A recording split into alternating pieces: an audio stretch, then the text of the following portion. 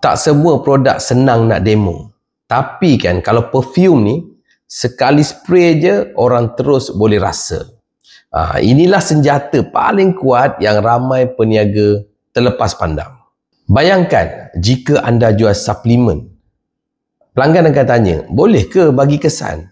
Anda kena explain panjang, tunjuk testimoni, terangkan bahan, bawa kajian saintifik. Atau kalau anda jual vacuum, pelanggan kena tunggu demo penuh dalam 10 hingga 15 minit baru nampak hasil.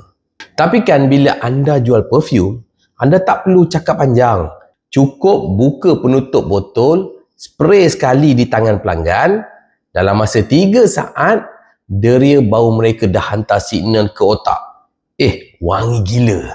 Saya pernah nampak sendiri seorang ejen baru. Langsung tak ada pengalaman berbisnes. Hari pertama dia buka booth, dia hanya ada satu skrip je yang ringkas. Kak, cuba spray ni.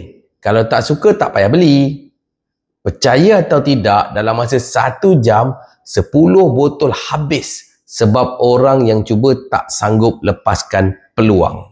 Powernya demo perfume ni sebab ia melibatkan emosi. Bau terus trigger memori. Ada pelanggan bila bau haruman tertentu, terus akan cakap, bau ni sama macam bau first date saya dulu. Ada yang cakap, bau ni macam ayah saya selalu pakai. Itulah sebabnya bila pelanggan dah cuba sekali, mereka bukan sekadar beli produk. Mereka beli pengalaman.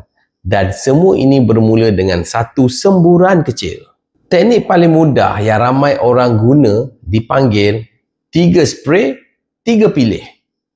Spray 3 bau yang berbeza. Biar pelanggan sendiri pilih.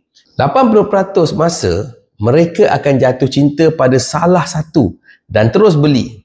Demo perfume memang mudah, pantas dan berkesan. Produk lain ni dia perlukan masa yang panjang untuk diyakinkan. Tapi perfume, decision boleh dibuat sekelip mata. Kerana deria bau adalah deria yang paling kuat mencipta memori dan emosi. Inilah rahsia kenapa perfume senang dijual. Satu semburan boleh tukar keputusan pelanggan dalam beberapa saat sahaja.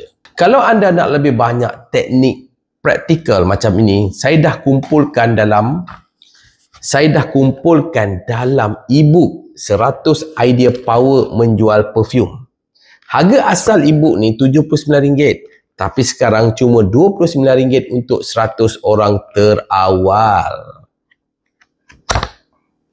Hubungi saya untuk grab e-book ini sebelum naik harga.